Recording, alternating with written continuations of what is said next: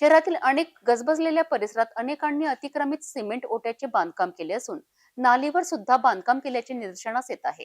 अशात आता मनपा अतिक्रमण विभागाच्या वतीने शनिवारी इतवारा बाजारातील अनेक ठिकाणी अवैध बांधकाम केलेल्या स्लॅबवर जेसीबीद्वारे 2 पोलीस स्टेशन येथील पोलीस कर्मचाऱ्यांच्या उपस्थितीत बेधडक कारवाई मोहीम राबविण्यात आली. इतवारा बाजारात अनेक दुकानदारांनी आपल्या दुकानासमोर अवैध बांधकाम केल्याचे दिसून येत आहे. यासोबतच काही व्यावसायिकांनी नालीवरच आपल्या दुकानाचे पक्के सिमेंटचे ओटे बनविले आहे. अशातच आता येथील अनेक अवैध बांधकामावर 20 जुलैला दुपारी मनपा अतिक्रमण विभागाच्या वतीने धडक कारवाई मोहीम राबविण्यात आली. अतिक्रमण विभाग व स्वच्छता विभागाद्वारे संयुक्त कारवाई करण्यात आली असून इतवारा बाजार परिसरात नालीवर बांधण्यात आलेले अवैध कॉन्क्रीट स्लॅब तोडण्यात आले.